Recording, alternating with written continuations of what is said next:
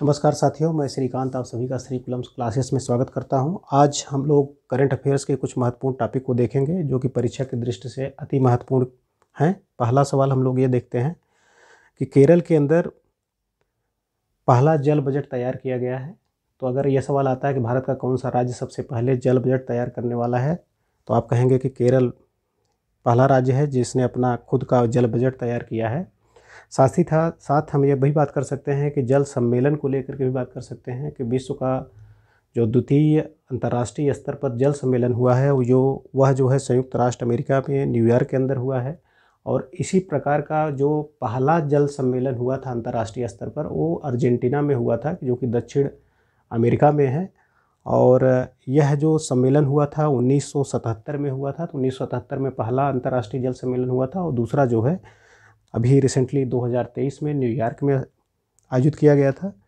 इसी प्रकार से आप ये देखेंगे कि भारत में अभी जो जल निकाय हैं, वाटर बॉडीज़ हैं, उसको लेकर के एक रिपोर्ट तैयार किया गया था या उसकी गणना की गई थी। तो पहली बार वाटर बॉडीज़ को लेकर के गणना जो है भारत सरकार ने कराया और यह रिपोर्ट गणना के बाद रिपोर्ट जो तैयार किया गया वो जल शक्ति मंत्रालय के द्वारा तैयार किया गया। और उस जल शक्ति मंत्रालय का जो रिपोर्ट है, उस रिपोर्ट के अंतर्गत ये बताया गया कि भारत के अंदर पश्चिम बंगाल में सबसे ज़्यादा जल निकाय हैं, उसके बाद उत्तर प्रदेश राज्य में है और उसके बाद आंध्र प्रदेश में है। तो इस प्रकार आप कह सकते हैं कि सबसे ज़्यादा जो वाटर बॉडीज है, जल निकाय हैं, वो कहाँ पे है? पश्चिम बंगाल में है, उसके बाद आपका उत्तर प्रदेश में है, फिर आपका जो है आंध्र प्रदेश में है। लेकिन अगर कुल जल निकाय जो है उनको अगर अर्बन और रूरल एरिया में बांट दिया जाए तो शहरी क्षेत्रों में सबसे ज़्यादा जल निकाय भी पश्चिम बंगाल में है और उसके बाद आपका तमिलनाडु में है, फिर केरल में है। लेकिन अगर वहीं ग्रामीण क्षेत्रों की बात करें तो ग्रामीण क्षेत्र में भी सबसे ज़्यादा जल निकाय कहाँ पे है? पश्चिम बंगाल में है। और ग्रामीण क्षेत्रों में अगर दूसरे रैंक पे देखें किसका स्थान आता है तो अपने उत्तर प्रदेश का आता है और तीसरे स्थान पे वाटर बॉडी जो है आंध्र प्रदेश में है। तो कुल जल निकायों की जो संख्या है उसके संदर्भ देखेंगे तो कुल जल निकाय जिस क्रम में है उसी क्रम में ग्रामीण क्षेत्रों में भी जल निकाय उसी क्रम में दिखाई देता है।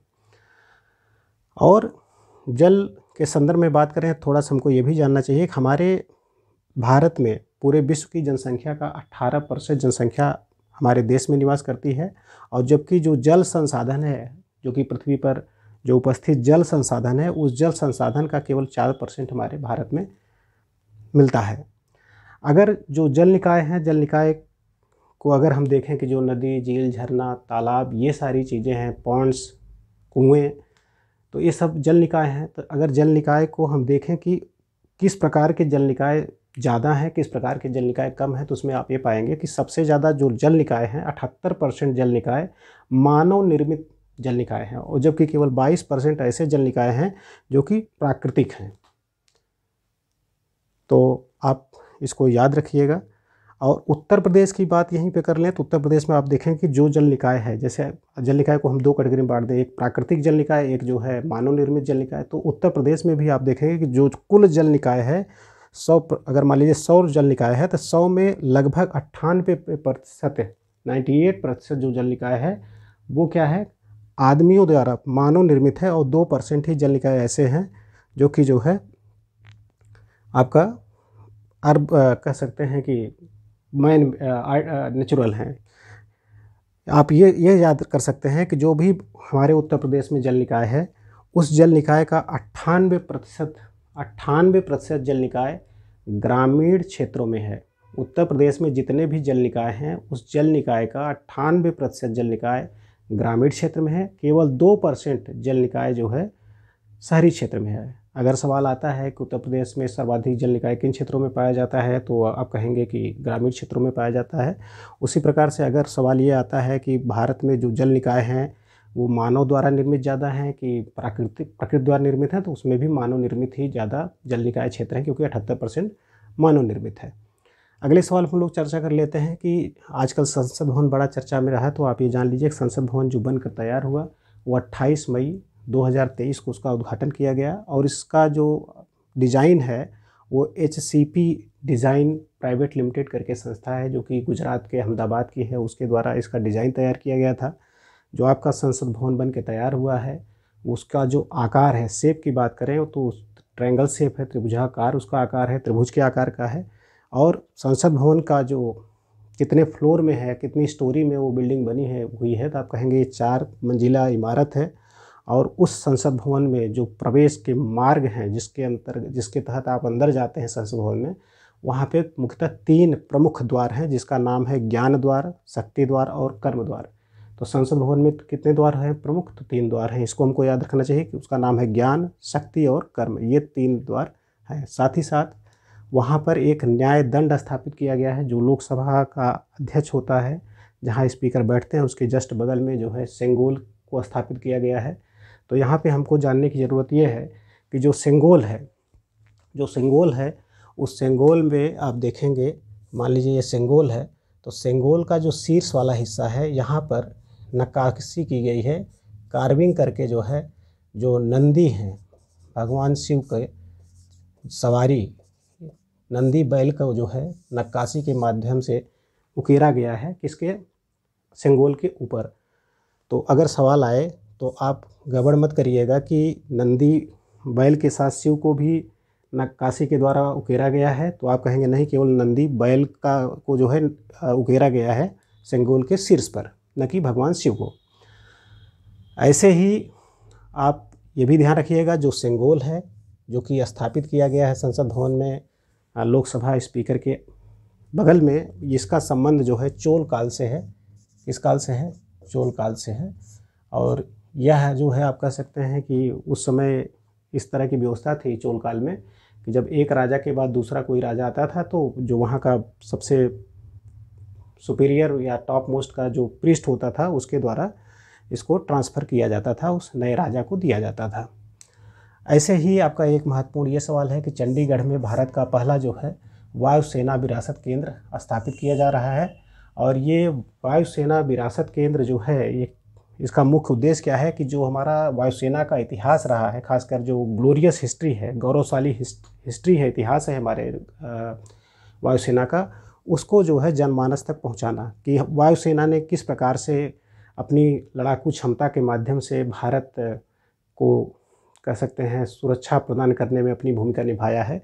साथ ही साथ किस प्रकार से तरह तरह के ऑपरेशन के द्वारा भारतीय जनमानस को या भारतीयों को विदेशों में अगर फंसे हैं तो उनको किस प्रकार से अपने देश में लाया है। जैसे आप पढ़े होंगे किसी बहुत तरह के ऑपरेशन हमारे एयरफोर्स के द्वारा शुरू किया गया था, जैसे ऑपरेशन देवी शक्ति है, ऑपरेशन कावेरी है।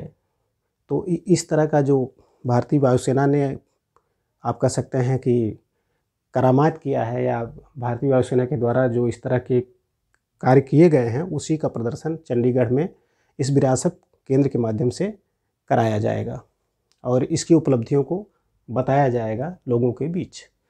और अगला सवाल हम लोग चर्चा करते हैं कि एक रिपोर्ट है जिसका नाम है state of food safety index, कि भारत में जो राज्य हैं उन राज्यों में खाद्य सुरक्षा का क्या स्थिति है।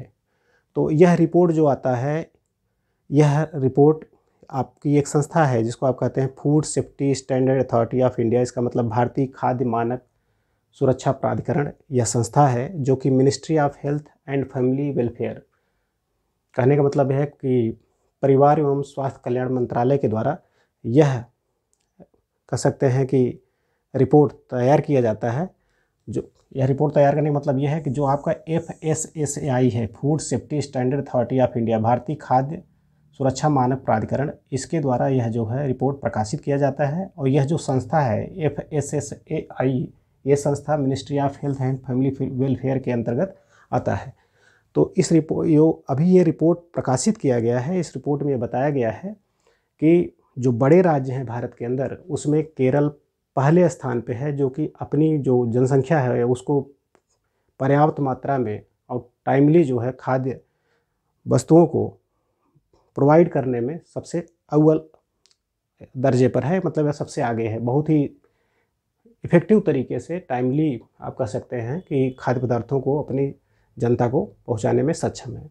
और यह जो भारतीय खाद्य सुरक्षा सूचकांक आप कह सकते हैं कि जारी किया जाता है, यह प्रतिवर्ष जारी किया जाता है, एनुअल रिपोर्ट होता है जैसे कोई रिपोर्ट 3 साल पे आता है, कोई 5 साल पे आता है, कोई 2 साल पे आता है, लेकिन जो यह रिपोर्ट है प्रतिवर्ष आता है और इसमें जो है राज्यों की खाद्य स्थिति को बताया जाता है।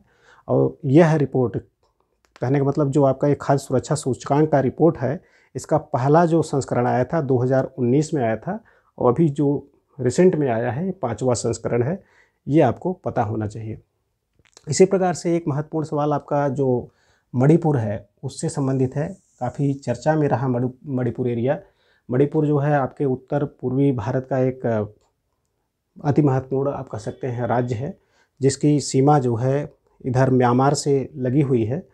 और यहाँ पे चर्चा का कारण ये रहा कि यहाँ पर जो मणिपुर की जनजातियाँ हैं, खासकर मैतेई, कुकी, नागा, इन सब में बीच में विवाद हो गया था।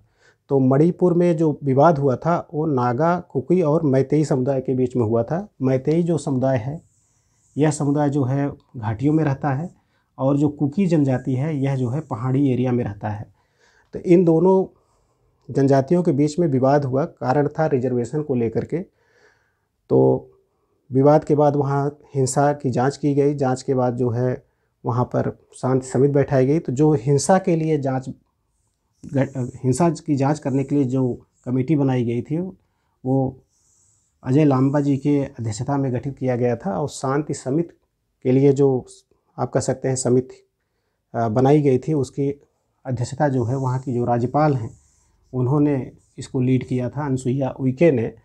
और इन सब के बाद एक शांति समझौता होता है, और यह शांति समझौता, इसको आप याद रखिएगा, यह शांति समझौता जो है आपका भारत सरकार, मणिपुर सरकार और यूनाइटेड